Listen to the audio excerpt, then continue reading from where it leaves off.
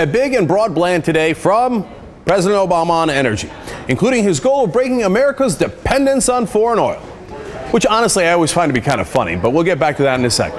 President Obama unveiled his proposals during a speech at Georgetown University. They include tapping new energy sources, including natural gas reserves. Questionable. Encouraging energy-efficient automobiles. Lovely. Investing in high-speed rail and mass transit. Fine. Investing in clean and renewable energies research. Well, that sounds good.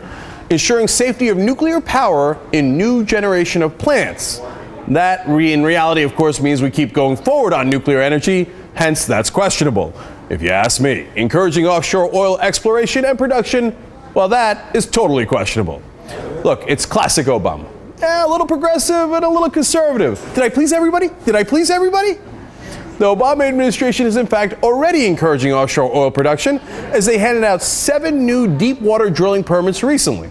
Now that's despite the fact that earlier in this month, Interior Secretary Ken Salazar told a group of reporters that containment systems for gushing wells still needed some work. That doesn't sound good. Here's what he said, quote, "These containment systems are a work in progress. Both systems currently have limitations on water depth and barrel per day containment capability."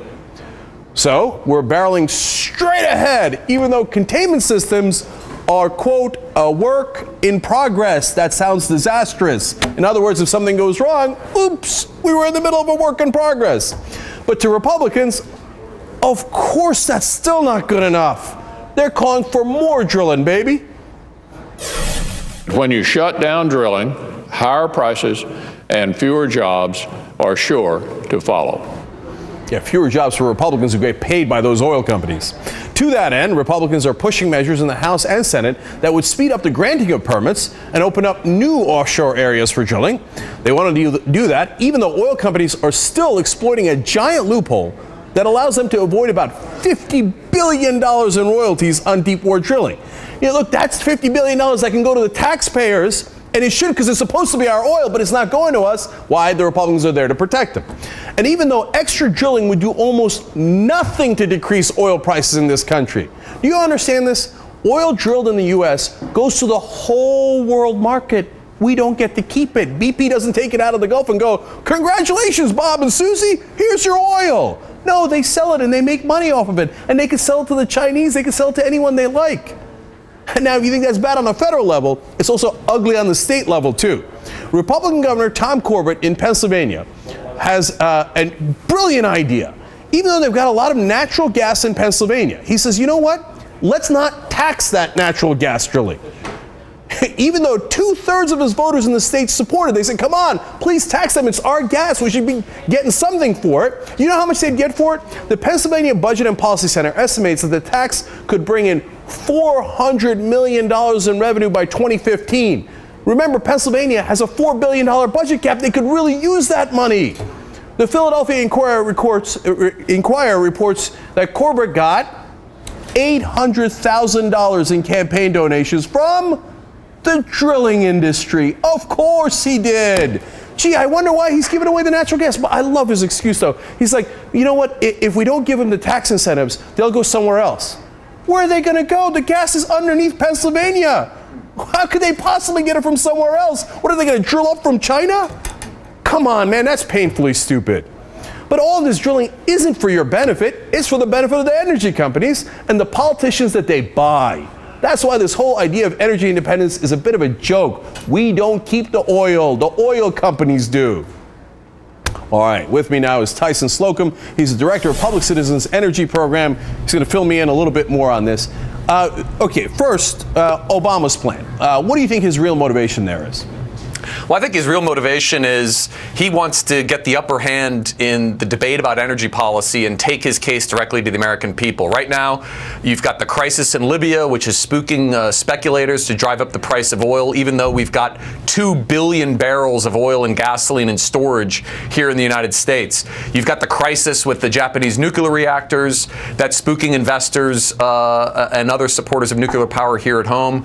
And all of this is going on while Congress debates whether or not the Environmental Protection Agency should be regulating power plants and industrial facilities under the Clean Air Act, and whether or not they should be regulating greenhouse gas emissions.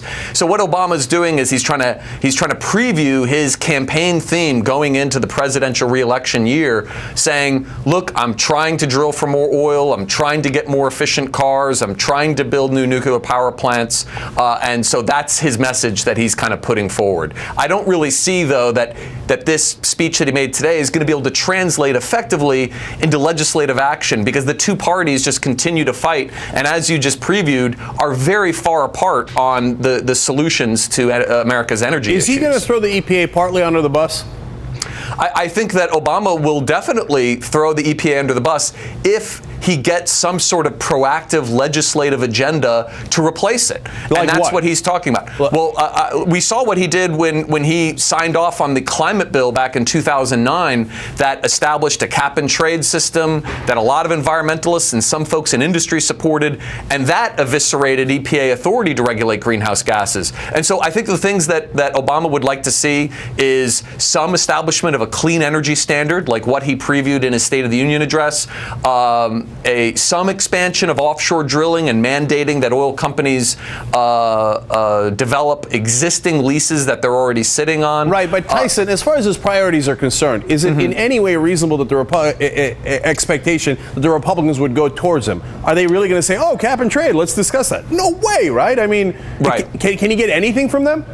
Yeah, I really don't see that there's a point of agreement or intersection between the two parties. I mean, when the Republicans dust off their tired playbook of drill, baby, drill, when even the Bush administration concluded in 2007 that opening up all areas that are currently off limits offshore in the United States to new drilling would have an insignificant impact on prices and imports, that shows that drilling is not going to be the answer. We have to focus on alternatives. Tyson, like, that's the thing that drives me crazy. That's the final question for you. I mean, for decades I've been hearing about, oh, we got to get independent from foreign oil. So, as if we get the oil. Can you just, am I getting this wrong? I mean, when BP or ExxonMobil drills for oil, they don't give it to you, do they? They never showed up at my house and gave me a tank of gas. They keep the oil and sell it all over the world, right? Well, I mean, most of the time when they're drilling domestically here, it makes more business sense for them to sell it into a massive consumption market like the United States. You've got pipelines and infrastructure. Legally, they can sell it anywhere, but when the number one consumption market, when 1 out of every 4 barrels of oil is consumed here in the United States, it makes business sense to sell into that very lucrative market. But they're selling it to us. It's not like we get the oil, they sell it, they get a profit. So how are we getting the oil? Well, I mean, that's a good point. It's a globally priced market, and the United States is the 3rd largest oil producer in the world. Very few Americans know that. It's just that we consume so much, but the oil companies make out like bandits. When it costs them about $18 in cost to pull a barrel of oil out of the ground, and they're selling it into the U.S. market for more than 100, you do the math. That is great profit numbers for the big oil companies, and more than 80% of their campaign contributions are going to Republicans. Look, I don't mind people making a huge profit if it didn't come from our hide. They're taking our oil, they're saying, hey, let me drill for more of your oil, and then I'm going to charge you an $82 profit per barrel. It's insanity.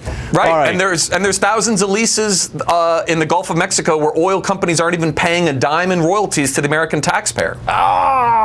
Okay, all right. I get frustrated by politics. All right, Tyson Slocum, thank you very much. We appreciate it. Yeah, my pleasure.